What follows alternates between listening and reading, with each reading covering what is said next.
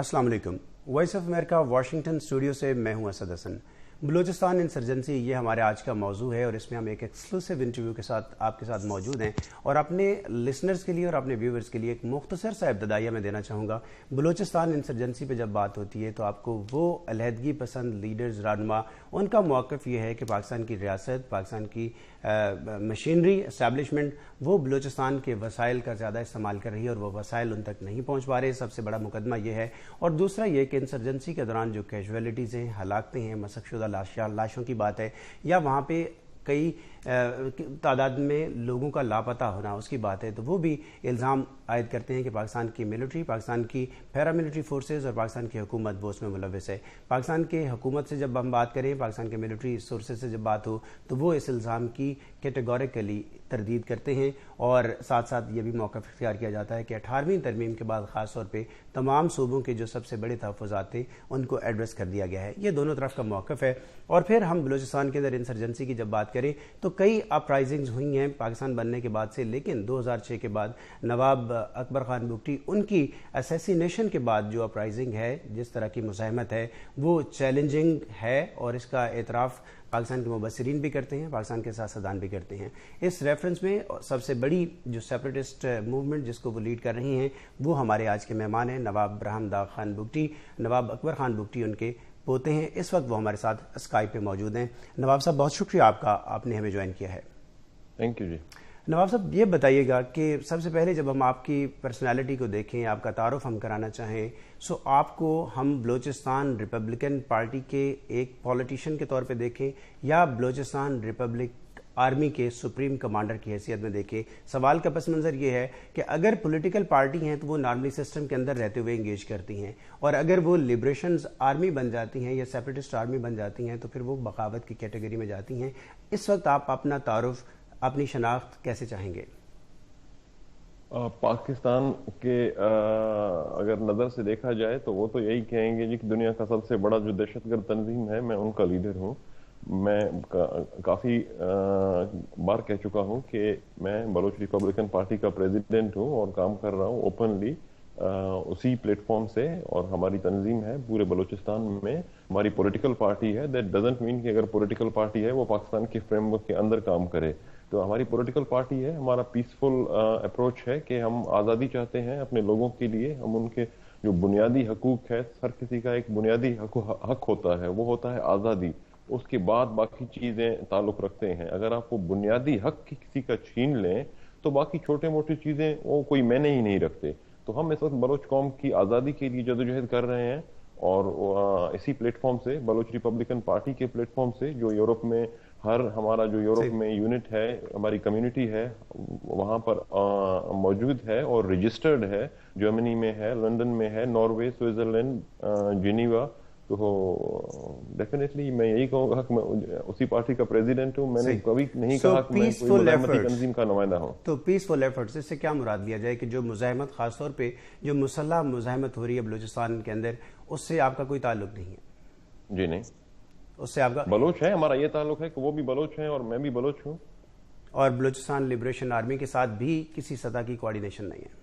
जी नहीं, वो उनका अपना तंजीम है, वो खुद ही करते हैं, खुद ही ओन करते हैं। वो आपको कभी कभार तो फोन भी करते हैं कि हमने ओन किया है, तो आप उन्हीं से पूछें कभी कभार कौन है आपका लीडर। सो जब आप पॉलिटिकल लीडर की हैसियत से सामने आते हैं तो कहते हैं सियासत में तो बहुत सारे दरवाजे खुले रखने पड़ते हैं। अगर आप अपने दादा की भी जिंदगी को देख लेंगे तो कई चैप्टर्स आपके सामने आएंगे।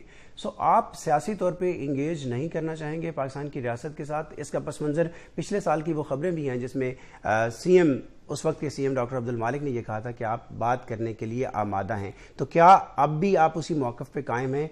आपके साथ इंगेज कर सकती है पाकिस्तान की हुकूमत या रियासत? जी, सबसे मैंने आपके सवाल का जवाब मैं एक सवाल की हैसियत से दूंगा कि आपके ख्याल में अगर मैं बैठने पर या बात करने से इनकार करूं तो मैं दहशतगर्द या मज़ाहमतकार या इंतहा पसंदी के रास्ते पर हूं? यही आपका सवाल है? नहीं, बिल्कुल ये मतलब नहीं है। नहीं, अगर मान लिया जाए कि मैं अगर आपको आपके सवाल का जवाब इस तरह दूं कि मैं बात नहीं करूंगा और नहीं बैठूंगा बीइंग अ पॉलिटिकल पर्सन, तो आप क्या तासुर लेंगे? اس سے مجھے یہ تاثر ملے گا کہ آپ انتہائی ناراض ہو سکتے ہیں آپ، لیکن یہ امکان اس کے باوجود موجود ہے کہ آپ بات کر سکتے ہیں، آپ بیٹھ سکتے ہیں کسی سطح پہ. جی میں تو ابھی بھی کہہ رہا ہوں، میں کافی عرصے سے کہہ چکا ہوں کہ we are a political people, اور بات کرنا ہر وقت ایک ایسی چیز ہے کہ آپ کبھی بھی اس سے انکار نہیں کر سکتے. اگر آپ بات کرنے سے انکار کریں دین دیر از نو مین کہ آپ کہیں اپنے آپ کو کہ میں ایک پولیٹیکل بندہ ہوں اور پولیٹیکل طریقے سے اپنے حقوق چاہتا ہوں. لیکن آپ یہی سوال پاکستانی حکمرانوں سے پوچھیں کہ 10 سالوں سے وہ اس آپشن کو کیوں بند کیے ہوئے ہیں.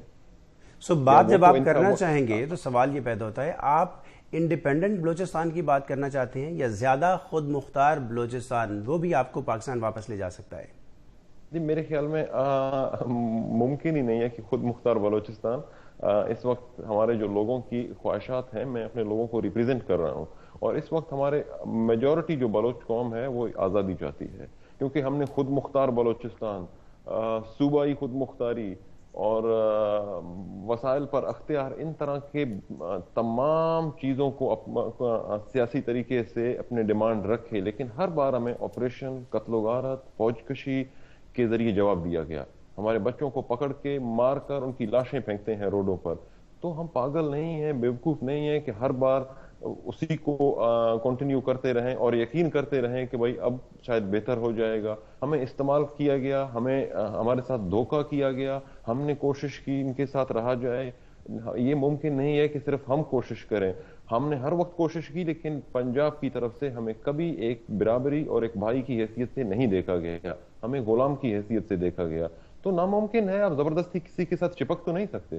اگر کوئی خود ہی نہیں چاہتا تو ہمیں کوئی تکلیف تو نہیں ہے کہ زبردستی ہم جائیں، نہیں ہم آپ کے بھائی بننا چاہتے ہیں. آپ جو موقف بیان کر رہے ہیں کم و بیش یہی موقف آلموسٹ تمام نیشنلسٹ فورسز کا رہا ہے، اور وہ اس وقت پارلیمنٹ کے اندر موجود ہیں اور 18ویں ترمیم کے بعد کافی حد تک مطمئن بھی نظر آتی ہیں. پچھلے 2 برسوں میں کم از کم جو حالات وہاں پہ رہے ہیں اس میں ملیٹنسی کافی کنٹرولڈ ہے، کئی لوگوں نے ہتھیار پھینکے ہیں. آپ کی اپنی فیملی کے لوگ، پرسوں بھی ان کا شاہزین بگٹی کا اسٹیٹمنٹ ہے، آپ کے مرحوم چچا دلال بگٹی وہ ریاست کے ساتھ کھڑے تھے. شاہزین بگٹی یہ کہتے ہیں کہ اگر اس وقت اگریشن ایون بھارت سے ہوتا ہے وہ فوجیں لے کے جانے کے لیے تیار ہیں.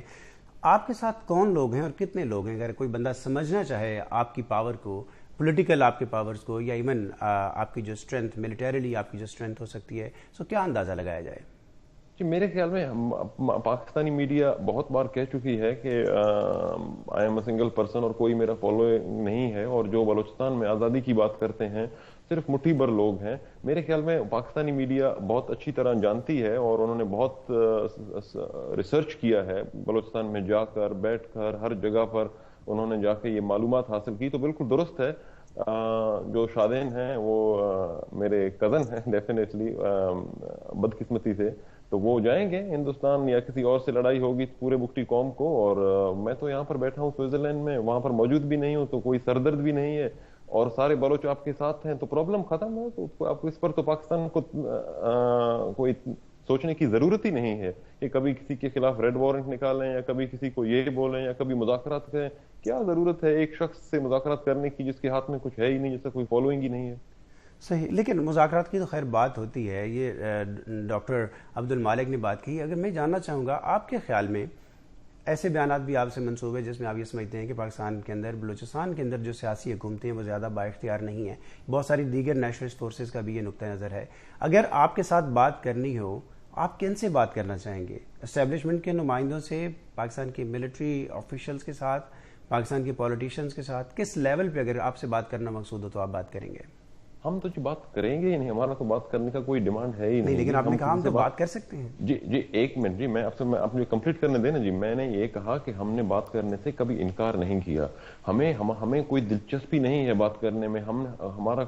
ہم یہ پوچھتے ہیں کہ بھائی پنجاب، آپ بلوچستان میں آپریشن کر رہے ہو. میں پنجاب کا نام اسی لیے لے رہا ہوں کیونکہ وہیں سے فیصلے ہوتے ہیں، انہیں کے نمائندے جو ہیں اکثریت فوج میں بھی وہی ہیں،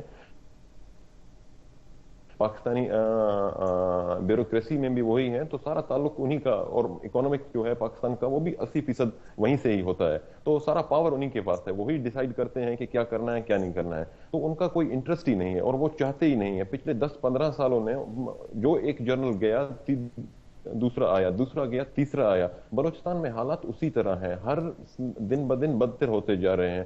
جھوٹ پہ جھوٹ بولتے ہیں کہ بلوچستان میں فراریوں نے سرنڈر کیا، پھر کہتے ہیں کہ بلوچستان میں کوئی پرابلم ہی نہیں ہے، سب ہمارے ساتھ ہیں، پھر کہتے ہیں کہ 200 لوگوں نے ہتھیار ڈالے، پھر کہتے ہیں 500 لوگوں نے ہتھیار ڈالے، پھر کہتے ہیں صفایا ہو گیا۔ نواب برہم داغ بگٹی صاحب، آپ یہ کہتے ہیں کہ بلوچستان کے اندر جو عسکریت پسندی ہے، لوگ اپنے حقوق کے لیے خود کھڑے ہیں، پاکستان کا موقف یہ ہے کہ بھارت جیسے ممالک وہاں پہ سپورٹ کر رہی ہیں، مدد کر رہی ہیں، آپ کا نقطہ نظر اس بارے میں کیا ہے؟ کیا واقعتاً آپ کو یا آپ کے گروپ کو یا دیگر جو سیپریٹسٹ ہیں ان کو کسی نوعیت کی مدد حاصل ہے دلی سے؟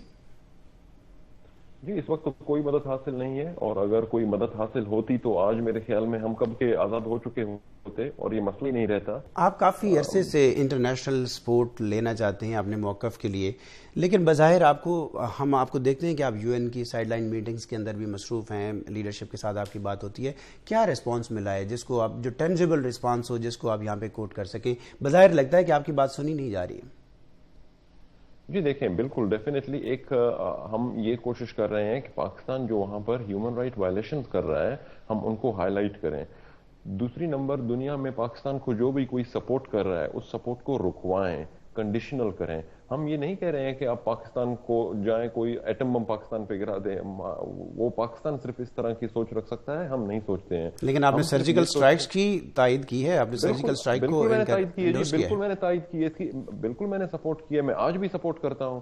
اگر جہاں کہیں بھی کوئی دہشت گردی ہو، میں اس کے خلاف کوئی کارروائی ہو، میں اس کی سپورٹ کرتا ہوں۔ اور اگر سرجیکل سٹرائک ہوتے ہیں، سرجیکل سٹرائکس انڈیا کرتی ہے تو وہ ٹیررسٹ کے خلاف کرتی ہے، امریکنز کرتے ہیں تو ٹیررسٹ کے خلاف کرتے ہیں۔ اگر پاکستان اس کے قابل نہیں ہے کہ وہ ان کے خلاف کارروائی کرے تو وہ دوسرے ملک کو ان کی ذمہ داری بنتی ہے کہ وہ، کیونکہ ان کا اثر ان پر پڑتا ہے۔ پاکستان کو تو تھینک یو بولنا چاہیے انڈینز کو، امریکنز کو، کہ بھائی میں اس لائق نہیں تھا اور آپ آئے، آپ نے میرا یہ کام کر دیا۔ یہ جو کرنٹ جیو پولیٹیکل سچویشن ہے اس ریجن کے اندر، سی پیک بن رہا ہے، چاہ بہار کی بات ہو رہی ہے، وہاں پہ جن محرومیوں کی بلوچستان کے اندر بات ہوتی ہے، بظاہر اس کا ازالہ ہوتا ہوا بہت سارے انڈیپینڈنٹ اینالسٹ دیکھتے ہیں۔